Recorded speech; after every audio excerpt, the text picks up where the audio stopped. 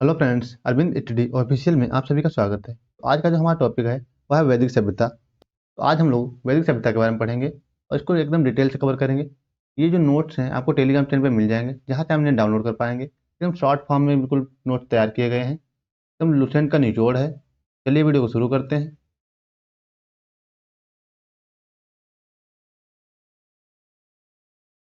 अगर हम लोग वैदिक सभ्यता की बात करें तो वैदिक सभ्यता को दो भागों में डिवाइड किया जाता है। पहला है ऋग्वैदिक काल, जिसका टाइम पीरियड है 1500 से लेकर के 1000 ईसा पूर्व। दूसरा जो टाइम पीरियड है उत्तर वैदिक काल का, वह है 1000 ईसा पूर्व से लेकर के 600 ईसा पूर्व। यानी ऋग्वैदिक काल और उत्तर वैदिक काल, इन दो भागों में वैदिक सभ्यता को पढ़ा जाता है। जो वैदिक सभ्यता थी यह एक ग्रामीण सभ्यता थी, जबकि सिंधु घाटी सभ्यता थी वह एक नगरीय सभ्यता थी। जबकि वैदिक सभ्यता कैसी, यह एक ग्रामीण सभ्यता है। आर्यों का जो निवास स्थान था यह था पंजाब और अफगानिस्तान का क्षेत्र। यह आर्यों का मुख्य निवास था, जबकि मैक्स मुलर के द्वारा यह बताया गया है कि आर्यों का जो मुख्य निवास था वह मध्य एशिया को माना गया है। इसके द्वारा, मैक्स मुलर के द्वारा। वैदिक सभ्यता आर्यों के द्वारा निर्मित सभ्यता थी। जो वैदिक सभ्यता थी यह आर्यों के द्वारा निर्मित सभ्यता थी। आर्यों की जो प्रशासन आर्यों की जो प्रशासनिक इकाई थी वो कैसी थी? जो प्रशासनिक इकाई थी वह थी आरोही क्रम में, यानी बढ़ते हुए क्रम में। पहले कुल, कुल के बाद में ग्राम, ग्राम के बाद में विश्व, उसके बाद में जन, फिर राष्ट्र। यानी ये बढ़ते हुए क्रम में सबसे छोटी इकाई क्या थी? कुल, जिसे परिवार कहते थे। उसके बाद में ग्राम यानी गांव जो होता था। उसके बाद में विश्व, जन, और उसके बाद में फिर राष्ट्र होता था। इस हिसाब से इनकी है आरोही क्रम में आर्यों की प्रशासनिक इकाई है।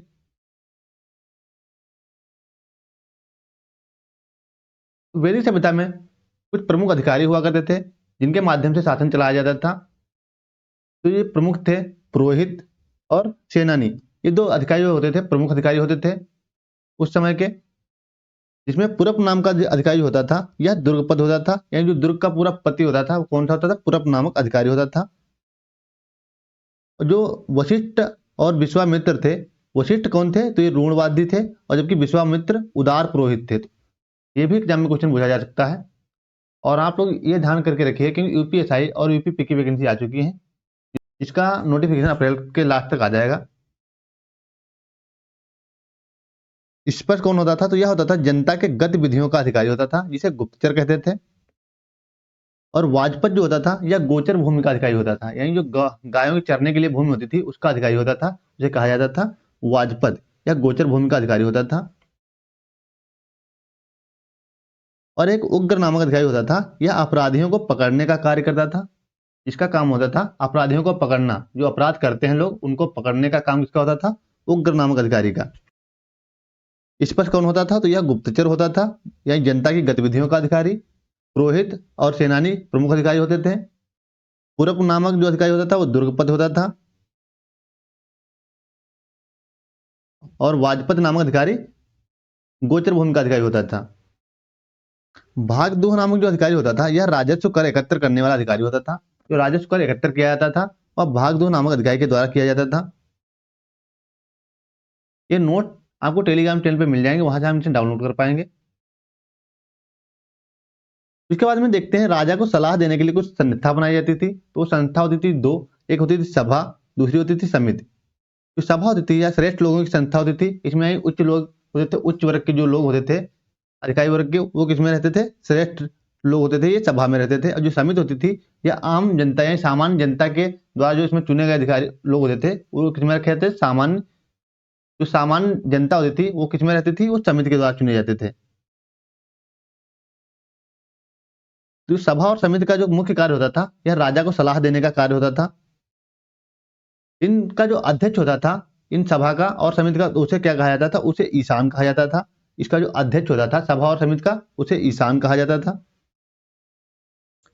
स्त्रियों की जो स्थिति थी वो बहुत ही अच्छी थी उस समय। स्त्रियां अपने पति के साथ में सभा और समिति में भाग ले सकती थी। स्त्रियों की जो स्थिति थी बहुत ही अच्छी थी उस समय। स्त्रियां जो थी वो सभा और समिति में भाग ले सकती थी।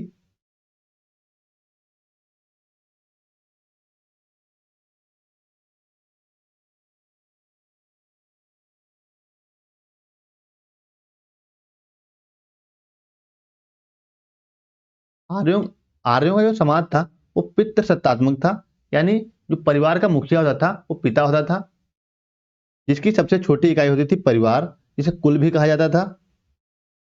परिवार को कुल भी कहा जाता था।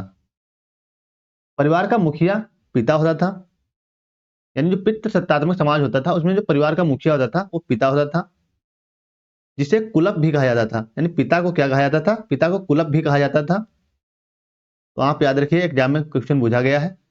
तो वैदिक सभ्यता में परिवार का मुखिया होता था, जिसे पिता कहते थे। पिता को भी क्या कहा जाता था? कुलप कहा जाता था। स्त्रियां अपने पति के साथ यज्ञ और कार्यों में भाग ले सकती थी। यानी स्त्रियों की स्थिति अच्छी थी उस समय की, जो अपने पति के साथ में यज्ञ कार्यों में भी भाग ले सकती थी। जो जीवन भर अविवाहित महिलाएं रहती थी उनको क्या कहा जाता था? उन्हें अमाजु कहा जाता था। जीवन भर अविवाहित रहने वाली महिलाओं को अमाजु कहा जाता था। और जो जीविकोपार्जन के लिए वेद वेदांग पढ़ते थे, जो वेद वेदांग पढ़ने वाले अध्यापक होते थे उन्हें क्या कहा जाता था? तो उन्हें उपाध्याय कहा जाता था। जो जीविकोपार्जन के लिए मतलब अपनी जीविका चलाने के लिए वेद वेदांगों का पढ़ते थे, उन अध्यापकों को उपाध्याय कहा जाता था।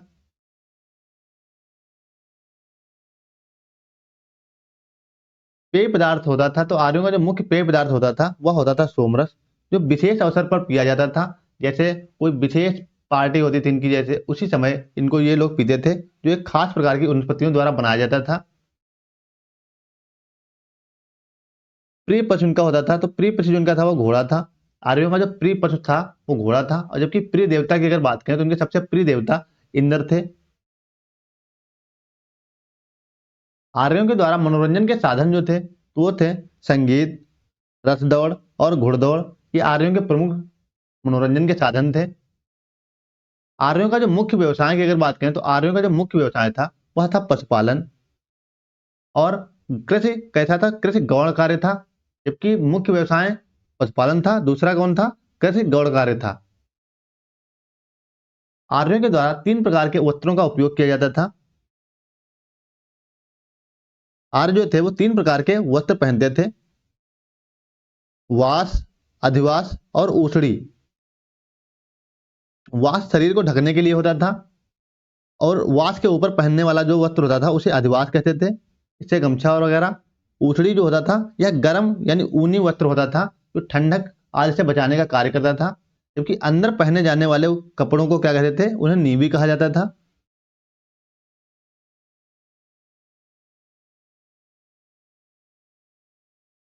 आर्यों द्वारा खोजी गई जो धातु थी वो थी लोहा, जिसे कहा जाता था श्याम अयस। तो लोहा को क्या कहा गया है?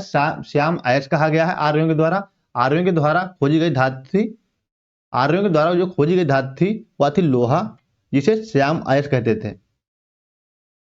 दूर तक व्यापार करने वाले व्यक्ति जो होते थे, यानी जो दूर तक व्यापार करने के लिए जाते थे उन्हें पड़ी कहा जाता था। तो दूर तक व्यापार करने वाले अधिकारी को क्या कहते थे? जो दूर तक व्यापार करने वाले व्यक्ति होते थे उन्हें क्या कहते थे? उन्हें पड़ी कहते थे। लेन देन जो होता था वह वस्त्र विनिमय प्रणाली द्वारा होता था। यानी लेन देन की जो वस्त्र विनिमय प्रणाली थी उस समय प्रचलित थी। इसका मतलब यह होता था अगर आप दूध देंगे तो उसके बदले में चावल आप उससे ले सकते, गेहूं ले सकते। तो यह होती थी वस्त्र विनिमय प्रणाली। इसी पे लेन देन उस समय का आधारित था। उस समय रुपये का मतलब नहीं था जितना, लेन देन जो होता था वो एक दूसरे से आदान प्रदान होता था। उत्तर वैदिक काल में वर्ण जो था वह व्यवसाय की बजाय जन्म पर आधारित हो गया था, यानी जन्म पर निर्धारित हो गया था। अगर आप जिस कुल में जन्म लेंगे उसी कुल के आप माने जाएंगे। पहले क्या था? कर्म के अनुसार, यानी जिस हिसाब से आप काम करते थे उस हिसाब से उस वर्ण में रखा जाता था। लेकिन उत्तर वैदिक काल में क्या हो गया? आप जन्म के आधार पे वर्ण में चुने जाएंगे। जिस कुल में आप जन्म लेंगे उसी कुल में आप माने जाएंगे। उत्तर वैदिक काल में हल को कहा जाता था सिरा, जबकि हल से जो बनी नालियां होती थी उनको चीता कहा जाता था। की जाती थी जो नालियां बनती थी उन्हें क्या कहते थे? तो उन्हें चीता कहते थे। जो राष्ट्रीय आदर्श है सत्यमेव जयते, यह लिया गया है मुंडकोपनिषद से। यह भी एग्जाम में क्वेश्चन कई बार पूछा गया है, वेरी वेरी इंपॉर्टेंट है। तो सत्यमेव जयते कहां से लिया गया है? मुंडकोपनिषद से लिया गया है। उत्तर वैदिक काल में कौशाम्बी नगर में प्रथम बार पकी हुई ईंटों का प्रयोग किया गया है। तो उत्तर वैदिक काल में कौशाम्बी नगर में प्रथम बार पकी हुई ईंटों का प्रयोग किया गया है। यहाँ पे एक गलत टाइप हो गया, इसे आप इग्नोर करिए। महाकाव्य जो थे इनकी संख्या 2 होती थी। पहला कौन था? महाभारत है, दूसरा रामायण है। महाभारत का जो पुराना नाम है वह है जय संहिता। महाभारत को जय संहिता नाम से भी जाना जाता है। यह विश्व का सबसे बड़ा महाकाव्य है। जो महाभारत है यह विश्व का सबसे बड़ा महाकाव्य है। एक और क्वेश्चन यहाँ पे दिया हुआ है, तो गोत्र नामक संस्था का जन्म हुआ है या उत्तर वैदिक काल में हुआ है। यानी गोत्र नामक जो संस्था है इसका जन्म कब हुआ, तो इसका जन्म उत्तर वैदिक काल में हुआ है। इस वीडियो में इतना ही। अगर वीडियो अच्छा लगा हो तो वीडियो को लाइक करें और चैनल को सब्सक्राइब कर लें ताकि इसी प्रकार के जीके वीडियो आप तक पहुंचते रहे। तो मिलते हैं नेक्स्ट वीडियो में, तब तक के लिए जय हिंद।